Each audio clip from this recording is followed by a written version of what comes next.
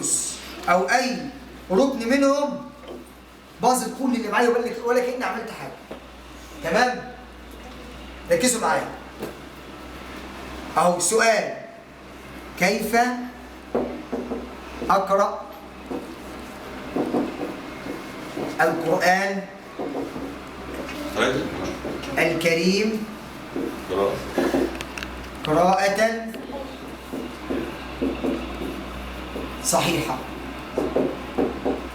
لو انا واد فت بقى ولو بنت فت بقى اعمل ايه؟ اعرف اربع حاجات دول، عرفتهم ولا حد هيبقى زيي؟ او ابقى زي الناس اللي عارفه كده ولا وصلت لكمال قراءة القرآن الكريم. طيب ممكن نستشف في كده حاجة منكم؟ حد عارف؟ يعني لما نقول قل هو الله احد، مين اللي تعرف تنطقها بعد الشيخ ما قال كده؟ هو اقول واحده بس الفوق. قول. قل هو الله احد. قل هو الله. قلنا مفيش شيء بقى. قل هو. والله احنا ما عارفين الكلام ده. ولا عارف. هو الله احد. طيب ركزوا معايا بقى. أول حاجة تبوظ عليا الدنيا وتغير لي معنى القرآن الكريم التشكيل. الإيه؟ تشكيل. يعني تيجي مثلا واحد يقول لك إيه؟ بسمع من بعض الطلبة يقول لك إيه؟ قل أعوذ برب الناس ملك الناس إله الناس من شر الوسواس الخناس الذي يوسوس في صدور الناس من الجنة. يقول لك إيه؟ من الجنة. طب حد يعرف الفرق بين الجنة والجنة؟ جن يعني هي برضه حروف القلقلة اللي هي ماليش دعوة بالقلقلة دلوقتي خالص ولا أي أحكام تكوين. أنا بتكلم إيه الفرق بين الجنة والجنة؟ والجنة كمان بنقول الجنة. ها؟ لا عشان ما نتوهوش. الجنة لو سمحت باشا اكتبها لهم. ها؟ أهي الجنة الجاء والجيم، الجنة والجنة، إيه الفرق بين الاثنين؟ ها؟ ده بنفخم مفخم دي مفخمة ودي اسمعيني مرقمة. بس. ها؟ نقول المعنى، احنا بنقول المعنى ما نقولش تفكير اللي هو الجن. الله ينور عليك. طيب شوف بقى هنا تشكيلة واحدة غيرت لي معنى الكلمة ولا لا؟ غير. تماما. هل احنا بنستعيذ بربنا عز وجل من الجنة؟ ما هي بدأ السورة بإيه؟ بالاستعاذة، قل أعوذ برب الناس. ينفع بقى أقول من الجنة والناس؟ احنا أصلا بإيدنا ربنا عشان يدخلنا كلنا الجنة. يبقى إذا هنا في إيه؟ لحن أو خطأ غير إيه؟ معنى الكلمة. غير معنى الكلمة. اسمه لا. لحن يعني خطأ. وهنعرف بعد كده اللحن الجلي واللحن الخفي وكل الكلام ده. تمام؟ قلنا إيه؟ هنا أول حاجة إيه؟ التشكيل. هنا إيه؟ التشكيل. يبقى أول حاجة معانا إيه؟ لازم أعرفها. واحد، التشكيل. هذا في ايه؟ الإيه؟ التشكيل. ليه؟ زي ما قلنا دلوقتي، ما لازم أعرف كل حاجة ليه؟ ليه التشكيل؟ لكي لا يتغير معنى الكلمة. وبرضه إيه تاني؟ تاني زي مثلا ايه؟ صراط الذين انعمت عليهم. لو قلت انعمت عليهم عايده على مين؟ أنعمت على ربنا عز وجل. في ناس بتقول لك انعمت عليهم. أنت اللي أنعمت عليهم.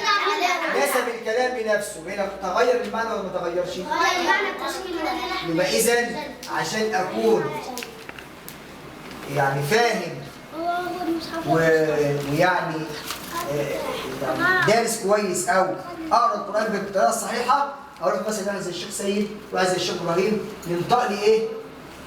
الكلام صح. لان طبعا الشيخ سيد دلوقتي اللي منتشر حاليا ان اي حد بيحفظ. اي حد بيحفظ. ده المشكلة. معاه دبلوم ما معاش كله بيحفظ. والله ومعاهم كليات وبرضه مش عارفين. مفيش قواعد تقول طيب إيه؟ يبقى اذا فاقد الشيء لا يعطيه. يقول لك اصل العيال الصغير ده مش مهم يقرا بالتجويد، لا ما هو يقرا بالتشكيل. هينطق صح. بدل ما يقول انعمت يقول انعمت، بدل ما يقول من الجنة يقول من الجنة. لما يكبر بقى ابدا اعرف زيكم كده ايه؟ احكام التجويد. تمام؟ يبقى اذا اول حاجه التشكيل لكي لا يتغير الايه؟ المعنى. دي اول حاجه لازم يكون عارف ايه؟ التشكيل. ودي لازم يكون عارفها اللي بيحفظ قران وبيجود واللي ما بيحفظش، كله زي بعض. تمام؟ لان للاسف حتى في ائمه ما بتعرفش تقرا القران الكريم صح ولا الفاتحه صح. يجي يقول مالك يوم الدين، يقول مالك يوم الدين. هي مش مادة، هي مادة طبيعي. مالك حركتين. تمام؟ حركتين. يبقى يقول ايه؟ أول حاجة ايه؟ التشكيل. طيب تاني حاجة؟ حد عارف؟ أقول ايه؟ تاني حاجة معرفة أحكام التجويد النظرية. الايه؟ زي المد، زي الإضغام، زي الإقلاب، زي الإخفاء، زي النون المشددة. مش عايزك تتكلم عشان خاطر الكل يستفيد. هو لو كتبوا مش هيركزوا. أنا عايز ايه؟ ركزوا بس. لو كتبوا مش هيركزوا في البتاع. ماشي؟ ركزوا معايا. ركزوا معايا. معرفة أحكام التجويد النظرية. يعني أنا لما قلت مثلا إيه؟ تبت يدا أبي لهب وتب. هل قلت كده صح؟ لا. ها؟ مبتدأ إزاي؟ برافو عليك. طب ما أنا قلت أهو أبي لهب وتب، نطقتها صح. طب أعرف هي إيه؟ حكمها إيه؟ ما أعرفش. طب الحكم ايه؟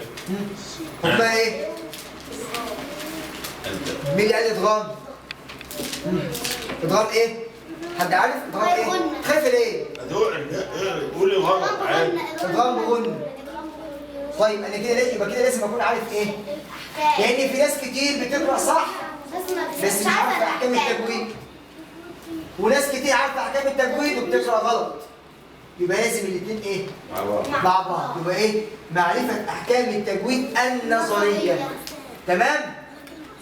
ركز معايا، ركز معايا. طيب ثالث حاجة معانا التطبيق. لحظة بقى، ركزوا معايا. التطبيق العملي لأحكام التجويد. التطبيق العملي لأحكام التجويد زي ما قلت مثلا تبت يدا أبي لهب وتب. تمام؟ وعرفت إن هي حكمها الإدغام، لازم أقرأها صح. لما أقول أبي لهب وتب قرأتها غلط، مع إني قلت أبي لهب وتب بس ما اديتهاش حق إيه؟ قلت إيه؟ تبت يدا أبي لهب وتب، غلط. صح يا سيد؟ لكن لما أقول أبي لهب وتب يبقى كده وقفت عليها إيه؟ أنت تلاقي الحركتين بتوعها. تمام؟ يبقى هنا التطبيق العملي لأحكام فرحتي إن أنا عارف تجويد وبطبق غلط. عارف ان ده حكمها اظهار واعملها اقلاب واعملها اخفاء. دي مصيبه كبرى كتير بيقع فيها. يبقى الاثنين بيكملوا بعض. معرفه احكام التجويد النظريه، التطبيق العملي لاحكام الايه؟ التجويد. انت يا بنت ركزي معايا. طيب رابع حاجه بقى النطق الصحيح للاحرف. للايه؟ الأحرف. يعني مثلا ما بقولش ايه؟ اهدنا الصراط المستقيم. دي من الأخطاء الشائعة في سورة الفتح. بقول ايه؟ اهدنا الصراط. يبقى أنا عملت هنا التاء ايه؟ طاء. عملت الطاء تاء. صح ولا لا؟ كده غلطت ولا ما غلطتش؟ غلطت. عملت مثلا السين صاد، القاف كاف. لأن كل حرف من حروف القرآن أو من كل حرف من حروف اللغة العربية ليه مخرج بيطلع منه. القاف لها مخرج، الطاء لها مخرج، التاء لها مخرج، السين لها مخرج، الظاء لها مخرج. كل واحد من دول لهم ايه؟ مخرج. مثلا لما اقول ايه؟ إذا جاء نصر الله. إذا، كلمة إذا لما أقول إذا كده نطقتها صح؟ برافو عليك. أقول إيه؟ إذا. يبقى كده إيه؟ نطقت الحرف صح، ما قلتش إذا. تمام؟ إذا جاء نصر الله والفتح ورأيت الناس يدخلون في دين الله أفواجا فسبح بحمد ربك واستغفر. شفت كلمة فسبح؟ حد لاحظها لما بقراها؟ همست الحاء. عملت فيها ايه؟ همست الحاء.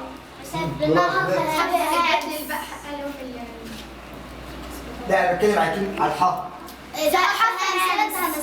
همستين. لما اقول ايه؟ فسبح لسه بعدين هقول كل الكلام ده. لما اقول فسبح بحمد ربك كده تقطع غلط. ما عملتلهاش همس. اقول ايه؟ برضه صحيح ايه؟ فسبح. شوفوا ازاي؟ سكنتها ايه؟ فسبح بحمد ربك. عرفنا بقى الموضوع مش سهل ومش اي حد يدرس قرآن كريم. وطبعا الشيخ سيد فيه اولياء امور للاسف في جهل. لا حتى ولي الامر نفسه بيدي لاي حد دلوقتي هو يعرف حاجه دلوقتي ويقرا وخلاص. للاسف بيجي لي ناس كبار وحتى ما بيعرفوش، والله ما بيعرفوا يقول بسم الله الرحمن الرحيم. تلاقي يقول لك بسم الله الرحمن الرحيم وحاجات يعني 50% اللي كانوا جايين من هنا اول ما جم المقرأة بيقراوا خطأ كل ليه بقى؟ وما بيروحوا الكتاب. هنا ما شاء الله ربنا يبارك اكتر منها بيحفظوا القرآن، بس يعني ربنا يبارك لهم التجويد مشكلة، انما هو بيحفظوا القرآن حلو بس التجويد ممنوع خالص. يا عم الشيخ سيد برضه في حاجة عايز اقول لكم عليها وليه. تمام؟ مفيش حاجة اسمها محفظ قرآن كريم. دي فهم خاطئ، اسمعوني بس. مفيش حاجة اسمها محفظ قرآن كريم. أمال إيه؟ شغلة الشيخ سيد وشغلتي؟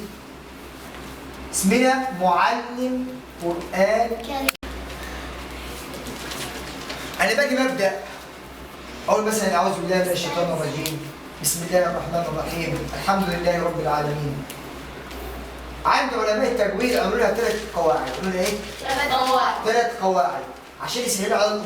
شوف بقى الدنيا متيسرة معانا إزاي؟ يا بص يا اسمك إيه؟ ركزي يا رميساء ركزوا ما تكتبوش حاجة دلوقتي. أنا في نهاية الحاجة بعد ما أخلص الدرس هنكتب، بس أهم حاجة إيه؟ أفهم الأول أنا بعمل إيه. أول حاجة قالوا لنا 3 حاجات. قالوا لنا إيه؟ 3 حاجات أو 3 أحكام. 3 إيه؟ أحكام. أول حاجة وصل الجميع. وصل الجميع اللي هو إيه؟ الاستعاذة بالبسملة. محدش يتكلم. الاستعاذة بالبسملة بأول السورة. أول حاجة معانا إيه؟ استعاذة بالبسملة بأول السورة. أقول إيه مثلا؟ أعوذ بالله من الشيطان الرجيم، بسم الله الرحمن الرحيم، الحمد لله رب العالمين. أدي حاجة. قلت إيه؟ أعوذ بالله من الشيطان الرجيم، بسم الله الرحمن الرحيم، الحمد لله. لا ما تاخدش نفسي. قلنا وصل الجميع. وصل إيه؟ الجميع. تاني محدش انت ولا حد يتكلم. اقول ايه؟ اعوذ بالله من محدش يتكلم. اعوذ بالله من الشيطان الرجيم، بسم الله الرحمن الرحيم، الحمد لله رب العالمين. ادي ايه؟ اول حاجه وصلت الكل ببعض. طيب انا عايز بقى في حاله تانيه، عايز اسهل الدنيا على نفسي. اقول ايه؟ قطع الجميع. باخد نفس المرة. قطع الايه؟ أعوذ بالله من الشيطان الرجيم. وقف. بسم الله الرحمن الرحيم. وقف. الحمد لله رب العالمين. يبقى أول حاجة إيه؟ وصل الجميع اللي هو إيه؟ أول السورة. برافو عليكم. قطع الجميع اللي هم إيه؟ طيب ركزوا معايا اهو. الحالة الأولى الدرس اسمه ايه؟ حالات الاستعاذة والبسملة. حالة الايه؟ الاستعاذة والبسملة. أول حاجة وصل الجميع. اهو وصل الايه؟ جميع. استعاذة بسملة أول الصورة. أهو وصلت كله ببعض. وصل الإيه؟ أهو الاستعاذة بسملة أول الصورة. ده أول حاجة إيه؟ وصل الجميع. أعوذ بالله من الشيطان الرجيم بسم الله الرحمن الرحيم الحمد لله رب العالمين. كده وصلت كله ببعض. عايز أسهل على نفسي. تاني حاجة قطع الجميع. قطع الإيه؟ استعاذة، البسملة، أول السورة. في سؤال يا شيخ ابراهيم. نعم. الكلام ده في التعليم، الكلام ده في التعليم يعني ايه؟ بمعنى كنت بتتعلموا كده، انما لو انت مثلا بالصلاه هتقول اعوذ بالله من الشيطان الرجيم؟ لا. ده السؤال. كان ده في التعليم، مش قصده بالصلاة يعني. وفي الصلاة بتبقى بسم الله الرحمن الرحيم. يعني مثلا بسم الله الرحمن الرحيم الحمد لله رب العالمين. ممكن اقول بسم الله الرحمن الرحيم واقطعها واقول الحمد لله رب العالمين، وكل حاجه لوحدها عادي. تمام؟ يبقى هنا ايه؟ وصل الجميع، هنا قطع الجميع. ثالث حاله معايا بقى نشرحها الاول. وصل الاول بالثاني مع قطع الثاني. ازاي؟ اعوذ بالله من الشيطان الرجيم بسم الله الرحمن الرحيم. وقف. الحمد لله رب العالمين. خلاص؟ يبقى تالت حالة معايا ايه؟ وصل الأول بالثاني مع الثاني مع قطع الثالث اللي هو ايه؟ أول السورة. طب تاني يلا مع بعض. أول حالة وصل الجميع. يبقى ايه؟ حاجة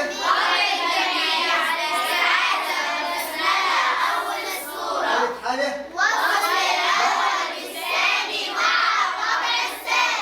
يلا انقلوا يلا. ها امريكا يا ولد. اللي قاعد تديله المشكلة يعني. يلا ندخل بقى يا شيخ ابراهيم على اللي بعد كده عشان يطلعوا يمشوا.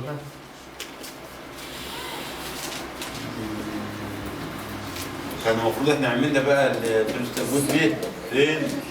بعد الامتحانات. هيبقى العدد يا عم احنا معاكم يا شيخ سيد. هو هيبقى هو على الوقت على القناه، واللي ما يلحقش هنا يدخل على القناه على اليوتيوب، قناه الاعلامي حماده بلتجي يلاقي الدرس ده. اللي ما حضرش منه حاجه يلاقيه. ركزوا معايا. خلاص يا جماعه، احنا بنصوره ليه؟ عشان تلاقوه زي ما بتاخدوا دروس اونلاين كده. ولو ما حدش فاهم حاجه مثلا يراجعها مثلا. يراجعها على نرجع تاني اليوتيوب. مع بعض على يا اليوتيوب. بنات. ركزوا معايا عشان الناس اللي هتمشي. عشان اقرا القران الكريم صح اعمل ايه؟ 4 حاجات. هم ايه؟ التشكيل ومعرفة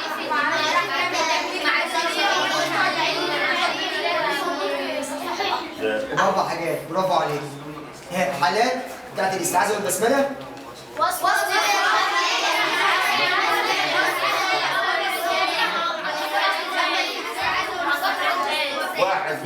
واحده بس اللي بتتكلم. نقولها تاني. انا اقولها تاني عشان يا شيخ ابراهيم الشغل الجماعي ده ما قول. حالة الاستعاذة؟ الثلاثه. حالة الاستعاذه والبسمله.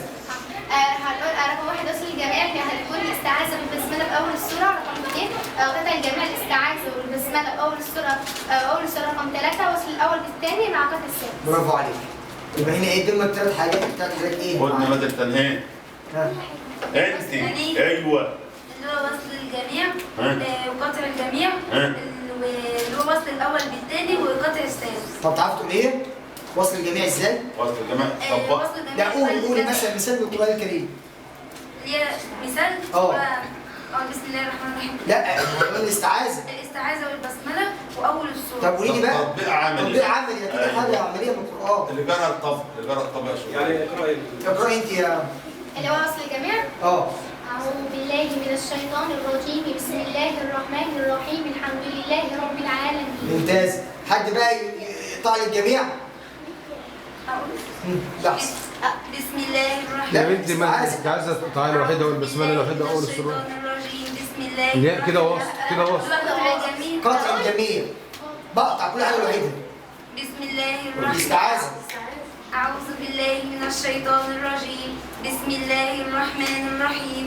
الحمد لله رب العالمين. تمام. ها وصل لي بقى الاول بالتاني وقطع لي التاني. أعوذ بالله من الشيطان الرجيم. بسم الله الرحمن لا أعوذ بالله من ماشي. الشيطان الرجيم. بسم الله الرحمن الرحيم. وقف. الحمد لله رب العالمين. يلا شيخ ابراهيم عشان طيب ثالث حاجات. خش على الحصه. ثالث اول حاجه معانا بقى دروس اسمها الدروس او القواعد الاساسيه لاحكام التجويد. دول ما عرفتهم يبقى انا عرفت 90 او 95% من احكام التجويد. دي الاسس او الدروس الاساسيه او الاكثر انتشارا في القران الكريم اللي هم ايه؟ هتكتبوهم ورايا واشرح اول درس بس اللي هو القلقله. ركزوا معايا. اول درس اسمه القلقله. اكتبوا ورايا على طول بقى. مش انا هشرح بقى ايه كل حاجه لوحدها بس بعدين. تاني حاجه احكام النون الساكنه والتنوين. تمام؟ قال لك حاجه يا شيخ ابراهيم؟ ماشي. لا انا هكتب كله واشرح القلقله بس النهارده. بعد الحاجات اللي خدناها دي.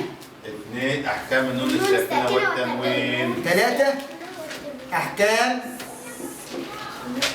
الميم الساكنه. يبقى هم 3 حاجات. رابع حاجه ثالث حاجة يا شيخ. انا همشي رسم على السبوره اهو. الميم الساكنه النون والميم المشددتين. يبقى كم حكم الوقت؟ 4. حد يعرف يقولهم؟ لحظه بس يا شيخ سيد عشان ما كنتش الدنيا عليه. النون والميم المشددتين. خامس حاجه المدود. الايه؟ المدود. المد يعني. المدود. ماشي؟ يبقى قلقله احكام نون ساكنه والتنوين، احكام الميم الساكنه، النون والميم المشددتين، المدود. سادس حاجه معانا اسمها ايه؟ الهمس. هو يشرح حكم واحد في الاحكام دي كلها. تمام؟ يعني هنمشي عليهم بقى كل حصه ناخد حكم او 2 عشان ايه؟ تتلموا كل احكام التجويد. ها يبقى قلقله احكام نون ساكنه والتنوين، احكام نون ساكنه، النون المشددتين، المدود، الهمس. كتبته؟ صوروا. ماشي قلقله اهو بس كتبته؟ طيب ركزوا معايا بقى يا شباب. خد بالك يا منى.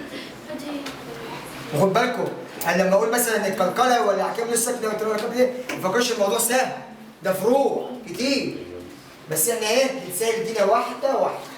طيب القلقله يعني ايه اصل القلقله؟ من قلقلة. فهموني بس لحظه صغيره. معنى كلمه القلقله نفسها في الطبيعي الألف الشيء من مكان، تحريك الشيء من مكان. تحريك الشيء من مكان إلى أو موضع. يبقى هي لغة التحريك. لغة ايه؟ انتوا دلوقتي قاعدين ولا واقفين؟ قاعدين. يبقى اسمكم ايه في اللغة العربية؟ ساكنين في مكانكم. طب لو قمتوا وقفتوا يبقى اسمكم ايه؟ متحركين. انتوا واقفين بس اسمكم ايه؟ اتحركتوا من حركة الايه؟ السكون. مثل بس انا اقول لك اهو زي من بس الله أحد. أحد. ده ها ده بس وخلاص. طيب ركزوا معايا. لغة الايه؟ اكتبوا على طول لغة التحريك. اكتبوا على طول يلا عشان الناس اللي ماشية. ها يلا. أهم حاجة تدي المثل يا شيخ إبراهيم. هدي المثل طبعا. واحدة هسيبهم بس 5 دقايق عشان الناس دي تمشي ونكمل مع الناس التانيين. وهعيد القلقلة تاني الحصة الجاية إن شاء الله. ها لغة الايه؟ التحريك. طيب في المعنى الاصطلاحي هي عبارة عن ركزي في البتاع ما تبصوش برضه. تحريك الحرف الساكن من مكانه أو موضعه. يلا مين؟ بعد الاصطلاحي. ها؟ مفيش طب درس؟ الحمد لله. نشتغل براحتنا. ها، هي عبارة عن تحريك الحرف الساكن من مكانه أو موضعه. ها، ركزي يا شيخ. خلصنا؟ ركزي. فهمنا؟ لسه ما فهمناش. ما انتم ما بتردوه يبقى ما فيش فهم. ركزوا يا شباب معايا. لغة التحريك إن أنا بحرك الحرف يعني بقول إيه؟ قل هو الله أحد. لحظة بس عليا محدش يتكلم. لما أقول أحد أنا كده عملت فيها حاجة؟ يبقى لحظة بس. أنا كده عملت فيها حاجة؟ يبقى هي ساكنة زي ما هي بقى. طب أنا عايز بقى أحركها أعمل إيه؟ قل هو الله احد. أقول إيه؟ أحد. أحد بفتح بقي كده أحد. لكن لما أقول أحد بشوف بقي عامل إزاي؟ أحد وقف أهو ساكن. لكن لما أقول أحد أحد حركتها ولا ما حركتهاش؟ يبقى لما يجي واحد يقول لك أنت وقول قل هو الله أحد ما تقولش قل هو الله أحد الله الصمد لم يلد ولم يولد ولم يكن له كفوا أحد. لو في مسابقة هيقول لك بالسلامة روح. ما انتش حافظ. يقول لك ايه؟ روح بس. في وسط الكلمه او في ايه؟ او في اخرها. قاف ط ب ج ج د لقيته في القران الكريم وانا مغمض كده اهو اقل سواء في وسط الكلمه او في اخرها. دي اول ايه؟ حاله معايا. اذا جاءوا ساكنين سكونا اصليا من بنيه الايه؟ الكلمه. طيب طب ما احنا اوقات بنقابل في القران الكريم زي قل هو الله احد. طيب نفتح المصحف كده على قل هو الله أحد.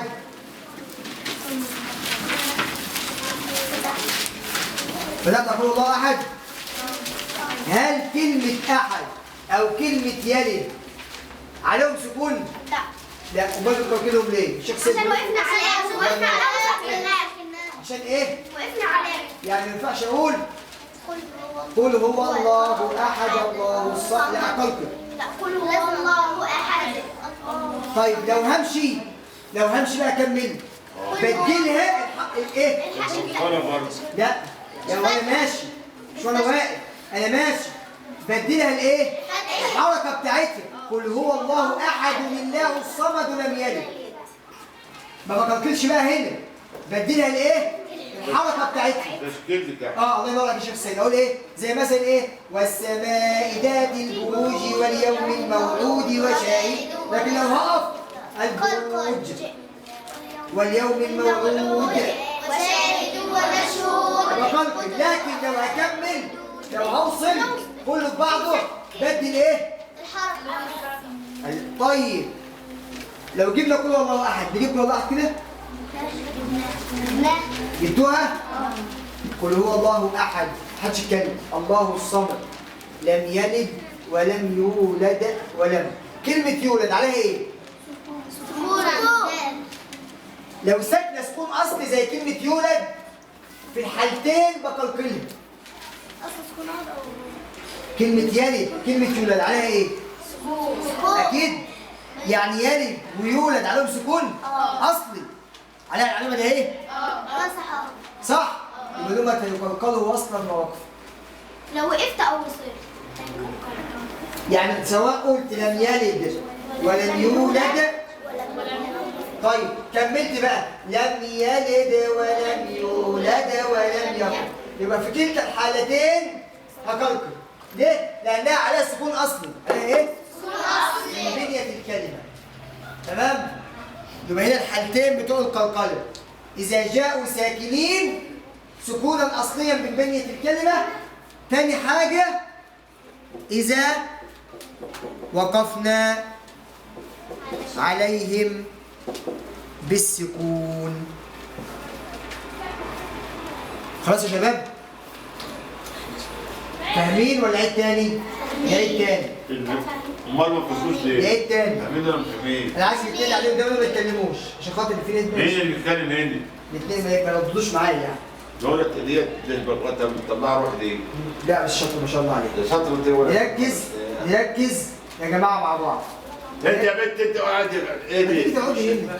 ما نقول لك تعالى تعالى اقعدي هنا. ايه؟ محروقه دي ركزوا يا بنات، ركزوا. لف كده وتعالى. قلنا القلقلة معناها التحريك. القلقلة ايه؟ ومش أي حرف في القرآن الكريم قلقلة. لا لازم يكون ايه؟ لا لازم يكون حرف قلقلة. القاف، الطاء، الباء، الجيم، قاف طاء باء جيم دال. قاف طاء باء جيم دال. خلاص؟ كتب جد. هتقول ايه؟ كتب جد او جد كتب اي حاجه. تمام؟ طيب الحالتين اذا كانوا ساكنين في وسط الكلمه او في اخرها. ما ينفعش نيجي نقلقلها في اول الكلمه ابدا. مفيش حاجه اسمها قلقلها في اول الكلمه. يبقى تلاقيها في وسط الكلمه يا في اخر الكلمه. تمام؟ في وسط الكلمه مش هينفع اصلا اقف على نص الكلمه واسيب نصها. كده كده هقلقل بقى. تمام؟ يبقى في وسط الكلمه جت حرف علامه السكون ده ايه؟ في اخر الكلمه وقفنا عليهم او عليه علامه السكون بايه؟ بقلقل. هكمل قاف طاء باء جيم دال ما قلقلش. هكمل بقى وما عليهاش حروف ايه؟ عليها علامه السكون. اما لو عليها علامه السكون بقلقل وصلا ووقفا. تمام؟ طب نجيب صوت البروج.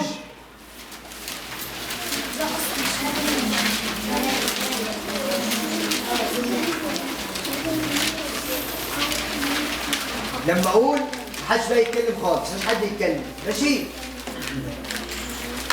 بسم الله الرحمن الرحيم والسماء ذات البروج واليوم الموعود وشاهد ومشهود قتل أصحاب الأخدود النار ذات الوقود إذ هم عليها قعود وهم على ما يفعلون بالمؤمنين شهود وما نقموا منهم إلا أن يؤمنوا بالله العزيز الحميد الذي له ملك السماوات والأرض والله على كل شيء شهيد إن الذين فتنوا المؤمنين والمؤمنات